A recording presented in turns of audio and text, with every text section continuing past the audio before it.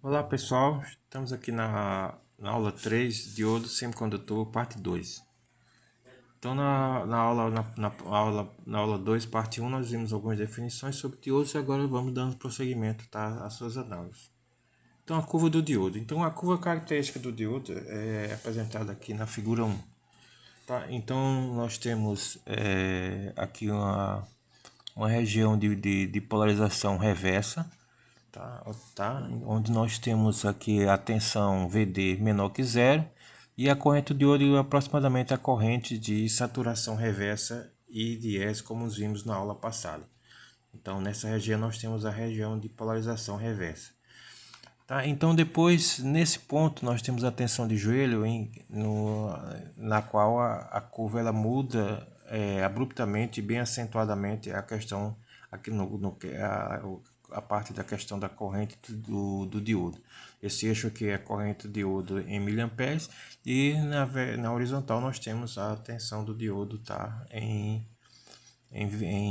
volts. Esses pontos aqui são importantíssimos, são os pontos das tensões de joelho, tá? Que vai variar de acordo com o tipo de componente. Tá? Vai variar para o silício, para o arsenete de galho e para o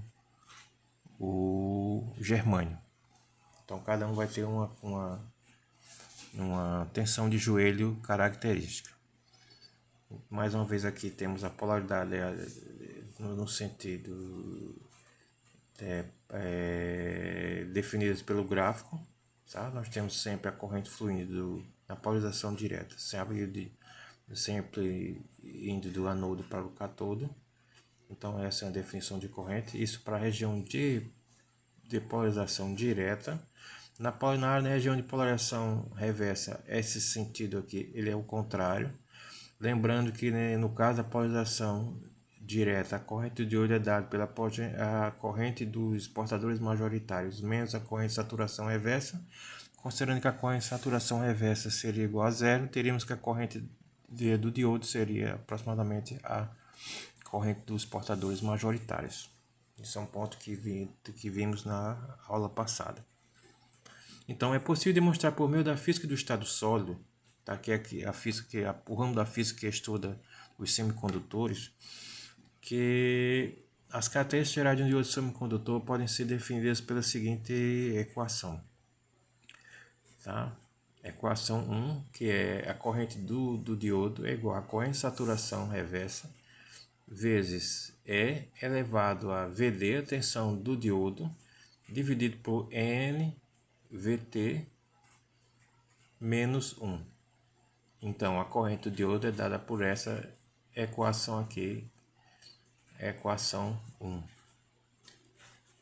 Em que IDS ou IS é a corrente de saturação reversa, VD é a tensão de polarização direta no diodo, N é um fator chamado de fator de idealidade, que é a função que depende das condições de operação e construção física, tá? E assume valores entre o intervalo entre 1 e 2. Tá? Para o nosso estudo aqui, vamos considerar que esse valor é sempre igual a 1. Temos que a tensão VT é chamada de tensão térmica, então VT é igual a K vezes TK dividido por Q, em que essa é a equação 2, em que K é a constante de Boltzmann, que é igual a 1,38 vezes 10 a menos 23 joules por Kelvin. TK é a temperatura absoluta em Kelvin, que é igual a 273 mais a temperatura em graus Celsius. Isso é como a gente calcula a temperatura Kelvin. E Q é o valor da carga eletrônica ou o valor da carga do elétron, que é 1,6 vezes 10 a menos 19 coulomb. Tá? Então, esse é o valor da carga eletrônica do elétron. Vamos por um exemplo. Considerando uma temperatura de 27 graus, tá? Que isso é comum para a maioria dos sistemas, determine a tensão térmica VT. Então, aplicando a equação 2, então temos que TK igual a 273 mais a temperatura em graus Celsius. Então, 273 mais 27 graus, tá? Transformando isso agora para Kelvin, vai dar igual a 300 Kelvin. Então, a temperatura de 27 graus corresponde a uma temperatura de 300 Kelvin.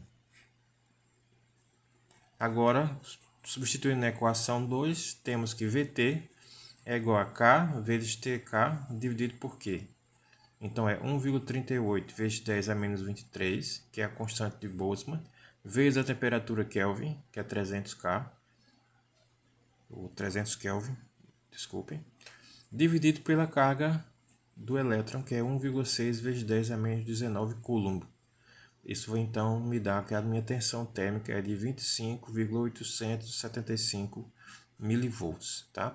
Aproximadamente 26 milivolts. Essa seria a minha tensão térmica. Agora vamos considerar a temperatura como sendo 30 graus. Então vamos calcular VT. Então temos que 30 graus Celsius corresponde a uma temperatura de 303 Kelvin.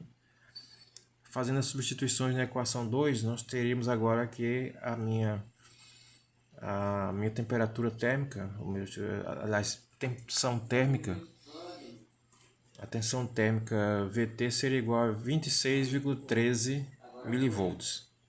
Tá? Então, à medida que há um aumento na temperatura, em graus Celsius, há uma temperatura na minha tensão térmica.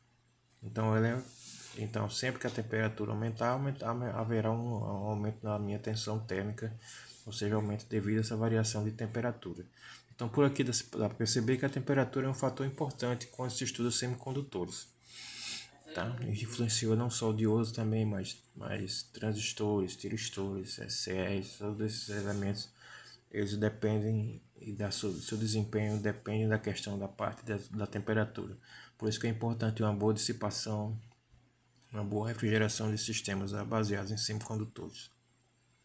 Então, a corrente de saturação reversa real de um diodo comercialmente disponível costuma ser mensuralmente maior do que aquela que aparece como a corrente de saturação reversa na equação de Shockley. Shockley é aquela primeira equação que nós vimos, tá, quando começamos essa aula. Aquela equação é também conhecida por equação de Shockley.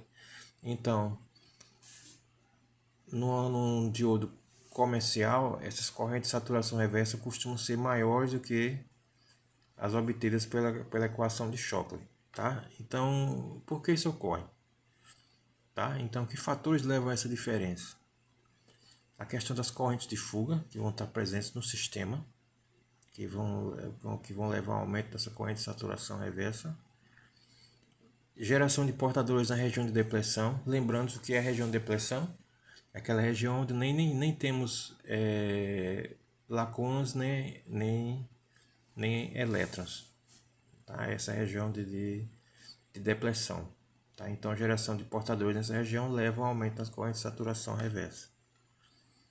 Níveis mais elevados de dopagem, que resultam em níveis mais elevados de corrente reversa.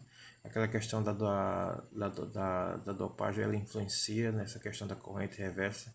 Nós vimos que temos elementos de dopagem, ou seja, as impurezas, tá? E o que elas causam nos cristais. E sensibilidade ao nível intrínseco dos portadores, dos materiais componentes por um fator quadrático, ou seja, ela dobra-se o nível intrínseco e a contribuição para a corrente reversa poderia aumentar por um fator de 4. Tá? Então, a questão do sensibilidade ao nível intrínseco dos portadores, ele é quadrático. Então, se dobrarmos o nível intrínseco, nós teremos uma corrente reversa, um aumento.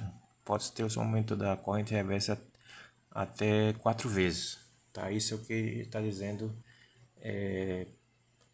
essa parte aqui do tópico. Isso está significando isso aí. Então, se aumentarmos a sensibilidade ao nível intrínseco dos portadores por um fator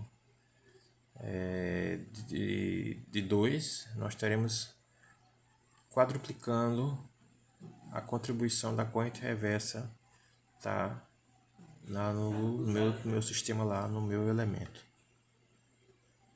Então temos alguns fatos interessantes. ainda. A relação direta com a área de junção. Então, se dobrarmos a área de junção, pode ser que a corrente reversa ela duplique, tá? Então, dobra-se a área de junção e a contribuição para a corrente reversa poderia duplicar. Dispositivos de alta potência com áreas mais amplas de junção costumam apresentar níveis bem mais elevados de corrente reversa. Então, os elétrons disponíveis de potência geralmente têm áreas de junção maiores, tá? O que leva a maiores níveis elevados de corrente reversa. Lembrando que para essa corrente reversa é importante o tamanho da questão da junção. E temos que, às vezes, essa questão da própria junção ela trabalha como uma barreira de potencial, e daí advém toda a questão dos portadores majoritários e minoritários de carga, a maneira como eles se comportam na junção e a influência na corrente reversa. Sensibilidade à temperatura. Então, para cada aumento de 5 graus Celsius na temperatura, o nível de corrente de saturação, tá, na equação 1, a equação de Shockley, ele duplicará. Então, para cada aumento de 5 graus na temperatura, a corrente reversa ela duplica, tá, em relação à corrente original. Enquanto o aumento de 10 graus Celsius na temperatura resulta numa duplicação da corrente reversa real de um diodo. Então, só repetindo, para cada aumento de 5 graus Celsius na temperatura, o nível de corrente de saturação reversa na equação de Shockley duplicará, enquanto que um aumento de 10 graus Celsius na temperatura resultará numa duplicação, ou seja, um aumento de 2 vezes na corrente reversa real de um diodo. Então, cada aumento de 5 graus, há uma duplicação na corrente de saturação pela equação 1, e cada aumento de 10 graus há uma duplicação na corrente reversa na questão no tocante a um diodo real. Região de ruptura. À medida que a tensão através do diodo aumenta na região de polarização reversa, a velocidade dos portadores minoritários responsáveis pela corrente de saturação reversa também irá aumentar. Então, à medida que aumentamos a tensão através do diodo na região de polarização reversa, então a velocidade dos portadores minoritários responsáveis pela corrente de saturação também irá aumentar.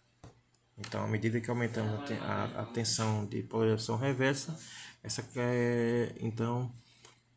teremos uma variação na velocidade dos portadores minoritários de carga.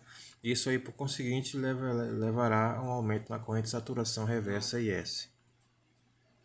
Então, a velocidade de energia associada, então a energia cinética igual a 1 meio de mv2, tá, serão suficientes para liberar portadores adicionais por meio de colisões e outras estruturas de colisões, tá, com outras estruturas atômicas estáveis.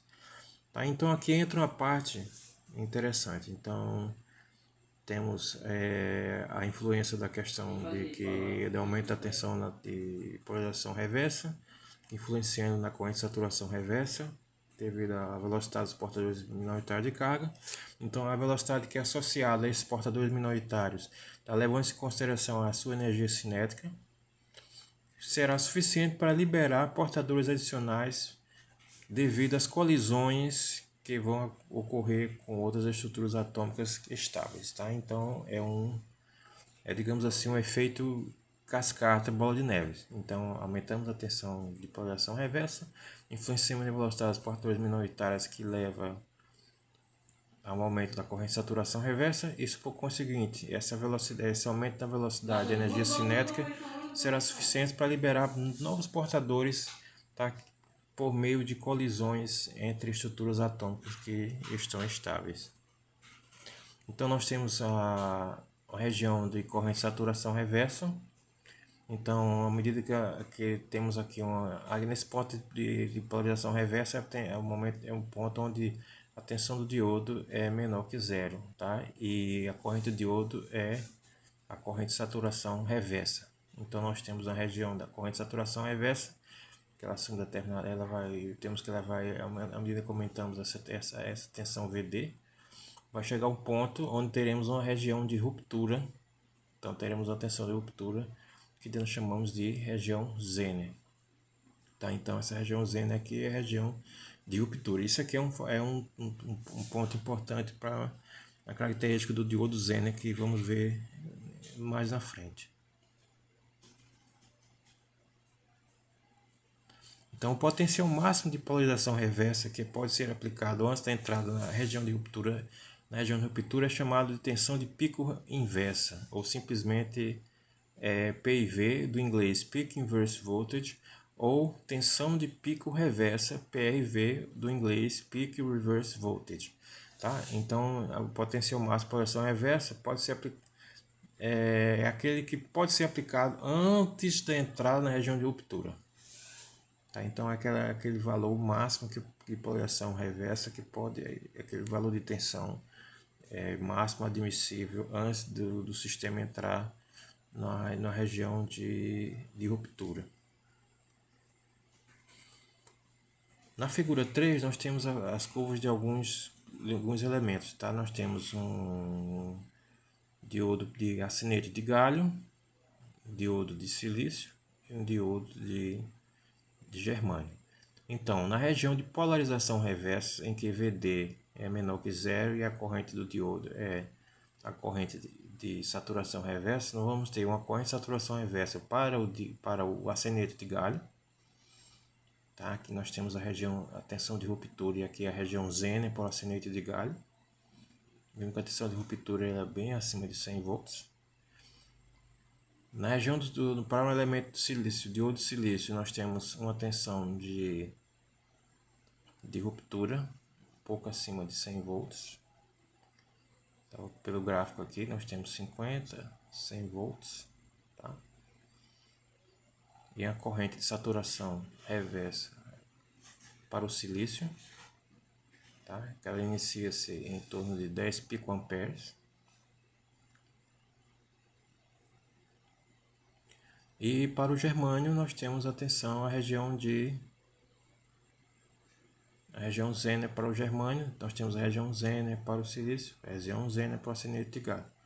Então para o germânio nós temos a corrente de saturação reversa, que inicia-se aqui pelo gráfico aqui em torno de 1 microampere. E temos a região Zener para um diodo de germânio. E as diferentes tensões de joelho para o germânio, silício e arsenete de galho. Então a minha tensão de joelho para o germânio é de 0,3 volts. Então em 0 para VD igual a 0,3 volts, há um incremento bem acentuado na minha corrente do diodo. Para o elemento silício, essa tensão de joelho é 0,7 volts. E para o arsenete de galho, essa tensão de joelho é em torno de 1,2 volts. Então essas informações são interessantes de se levar em conta na hora de estudarmos os circuitos, tá? na análise de malhas, análise de circuitos, aplicação de lei de Kirchhoff, quando estamos trabalhando com dispositivos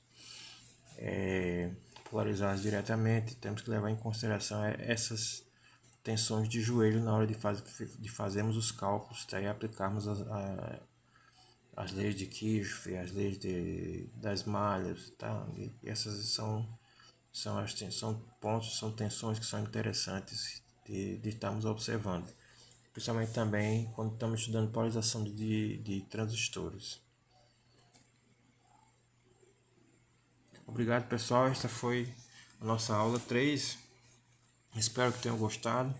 Dê um seu like, faça seus comentários e vamos seguindo com o nosso curso básico de eletrônica. Um forte abraço, um abraço sideral. Até a próxima.